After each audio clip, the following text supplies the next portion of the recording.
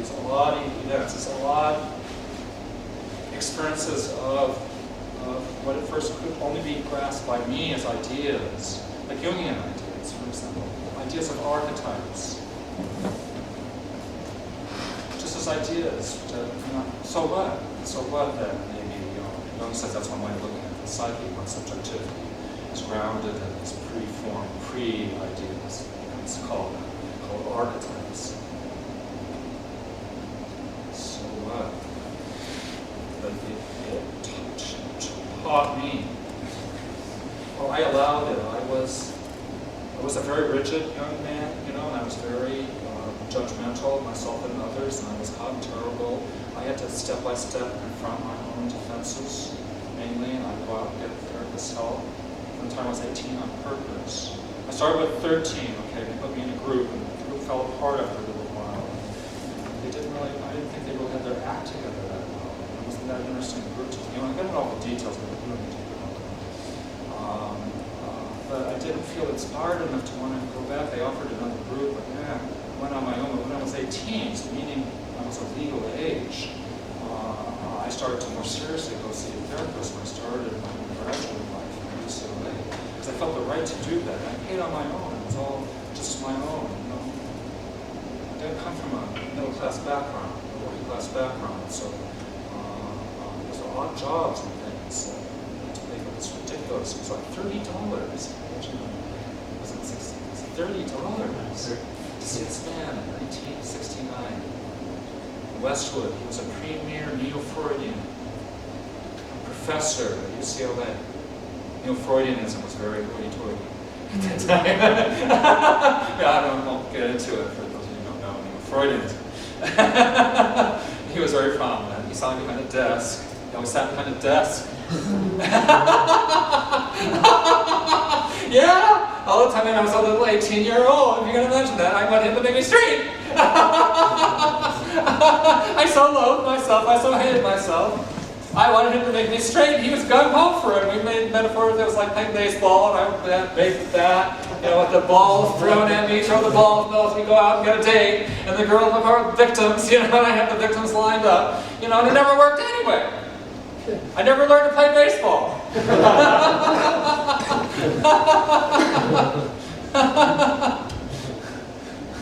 So my interest in psychology was first to get rid of being gay. But in that context, then, I couldn't. I tried and couldn't. So then what was I going to do? Always be a cripple, like what my therapist is demanding of me forever and ever, like the Catholic Church demands? I was not raised Catholic. If you're going to be a good Catholic, you'd be crippled your whole life. And gay. Willingly. Less than equal. Well, they claim they're so hypocrites. They claim equality. So, it's not that way at all. And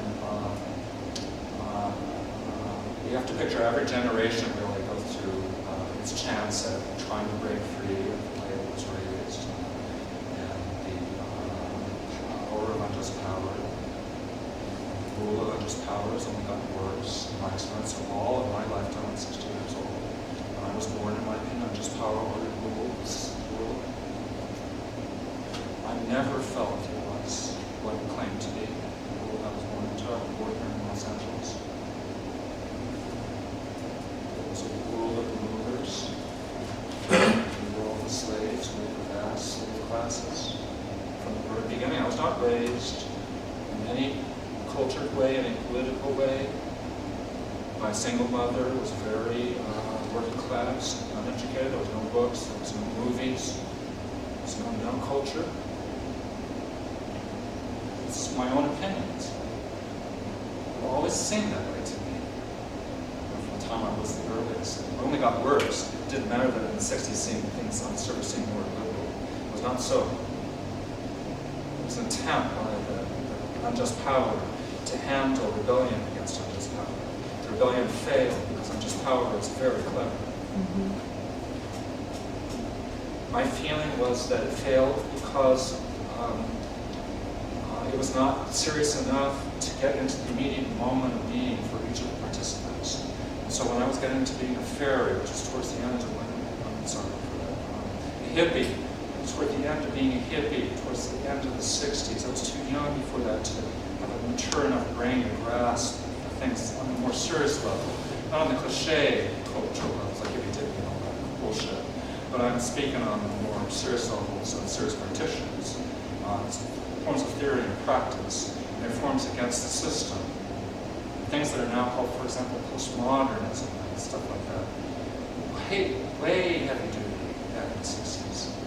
And they have nothing to do with being postmodernism in the sense that it's what's been abrogated by a certain class and territory of actually very imperialist scholars. You can see from what I'm reading, it's very weird that way. It's part of that milieu of that whole world. In that sense, I was still immersed in that whole world.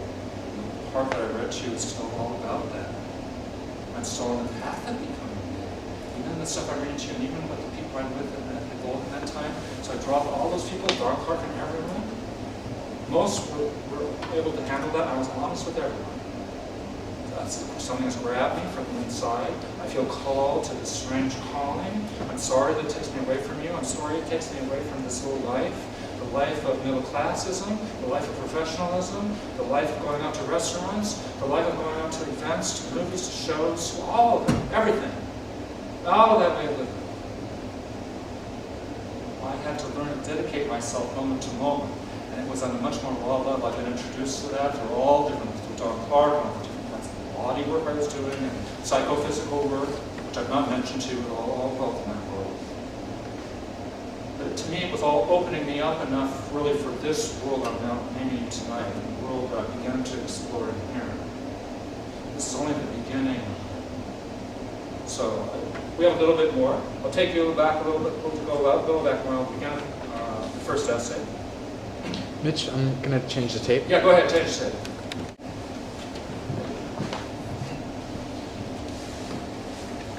You see, it's the same egalitarian,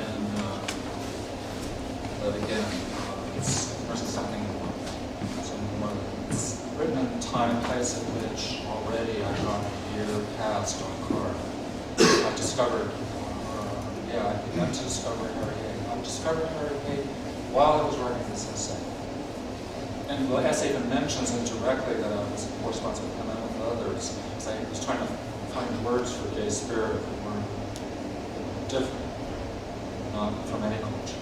But that main stuff that I was feeling that was from beyond and so interesting. That it had become so alive.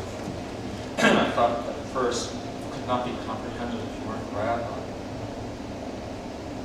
We gay men are at a key time in the evolution of our gay consciousness. I'm trying to address fellow gay activists or fellow gay underground folks of that time. That's 1977 and early 1976. I got together finally, it says a year officially by the spring, but probably really more towards the summer. I was in a competition with Harry Hay, which he would refuse to admit to his dying day. When I first contacted him, he was also writing books in the middle of writing an essay. Someone else. And our contact with each other enormously influenced the writing of the essays to each other. But it became a competition about it. Harry always felt that he was being competed with to be related to. If you related to him around ideas that he was interested in, either he was dominant or he was submitted. He was caught in a psychology of dominance and submission. He'd been trained, it was obvious to me. The first time I met him, he was an old guy. Even the first time he was like 64 or something. He was older than me when I first met him. He was from this world where his father had been a patriarchal and so on, but outwardly, and kind of upper middle class life, and they looked very fancy like that. It was all bullshit. Poor Harry had been raised that way, so he would become communist one or two. Huge, and yet here we see that I've learned this over and I've learned this with the hippies. That's when I was trying to grow with the hippies. Is that they were talking about being subjective, talking about being real, talking about being feeling and being sexual as you're really feeling it, being emotional as you're really feeling it, being whatever your person is, you really feel it. But it's only in certain ways, it turned out. I thought it was serious. I followed it seriously. Many people did. And most people got burned. But I, being queer, and handled my torture queerly, lucked out, had a queer experience about it, and was able to pull it into this over gay way. Where I think most went down kind of in flames about that. And then from an over gay way, which was the consequence of Stonewall in 1969, and so launched across the country, hit the San Francisco Bay Area. It influenced all of us so enormously. It certainly hit me. I was first, obviously, lowly undergraduate years. Nothing in 1969. The riots were happening at Stonewall. I was terrified of it, and I'm still trying to be straight. But after I quit that therapist, I told that before, that story, I quit that therapist. He blocked the door. He literally blocked the door the day I tried to leave him. Because I told him that I wanted him to not fight my love. I tried to work with him to fight my love. And I tried it sincerely for a long time. I spent a lot of money. This is in, $69, $70 Trans dollars. What dollars counted for that back then? I paid up what I thought was all this money. And I fell in love with Ken. I like the feeling. I like this feeling of love. It was not the same as being turned on. I knew that. I could see some hot bodies and I get turned on. This feeling of falling in love. It happened again. I was working with this therapist to be straight. And I was going out on the dates with the other girls, chicks from the housing, the school housing where we lived and stuff, and all that. And I fell in love again with the guy. Secretly, it was on the party. I was too ashamed of myself. I was way too ashamed of myself. That's why I was going to this therapist to make me straight, so I wouldn't have to admit to myself that I was homosexual. I didn't want to admit to myself, no, I was thoroughly homosexual. I had thoroughly known it from probably before I was 13. I didn't, even to that point. I was like 18, 19 with this guy, and one day I fell in love. I realized I was falling in love with this other classmate in graduate college, and that was actually not bad to have that feeling. It was a quandary in that I felt it was a requirement. I felt very ashamed of my feelings. I felt I couldn't tell him, and I felt I couldn't make that real, and I couldn't certainly live on that basis or the things that I would later discover. But I wanted to try at least wonder about that. Because with my therapist, and my head had been up till then about how you get rid of it, how you deny it, how you ignore it. Even if you teach, my therapist would teach me this, even if you have the impulses, you see some hot dick, you want to go over and suck it or something like that, and say, no, no, no, no, no, in your own head. So I'll be learning, practicing all these no's. I try to live like this, I'm dating the chicks, and supposedly it's supposed to work, right? Now I'm supposed to become the straight person. Ha ha ha. I feel sorry now for the poor ladies that I pulled into this racket. Before I wised up enough, and I told you about what happened. This is a very prominent man. He literally blocked the door when I tried to leave. So I really want to explore this considering this other direction, that is accepting my impulses rather than rejecting them. He literally blocked the door, tried to not let me leave. He said, if I let you leave now, forever you'll have a life in the gutter. They still believe that. That's why I quit him was in late 1970. Many people still believe that. If you became homosexual, you have a life in the gutter. I would say that to you. It's mind-boggling now perhaps to think about it. He's a very distinguished man at the time. He was literally physically locking the door from me leaving because I wanted to be homosexual. Well, ultimately that's where it would come to, and of course that's where it did go. When I left him, I went to my school counseling office here at UCLA. I was still an undergraduate at the end. I was going to transfer to UC Berkeley. I went to the counseling office, and I didn't want to just go cold turkey after having seen this guy in terms of someone I could come and have a talk to about how I was feeling.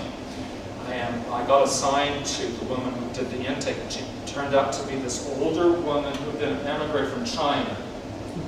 She was an emigre from mainland China, and she's an older woman, maybe by that time in her late 50s or early 60s, but to me, she was an older woman. And I explained to her I was trying to struggle with how I could understand my homosexual impulses in a non-negative way. And I'd had it with the negative way, and it wasn't working. And I explained, I'd been to this therapist. When I went from the intake, I said, I've been to this therapist for almost 2 years, and it's not making me straight. I'm spending a lot of goddamn money, and I'm suffering a whole lot. Now I fall in love again. I have this good feeling about that, even if the particulars don't work out or whatever. I don't feel wrong anymore to fall in love. It's not wrong of me to fall in love or feel love for another human being or feel like I want to love another human being. There's something wrong with me wanting to make that wrong, I told her, this new therapist.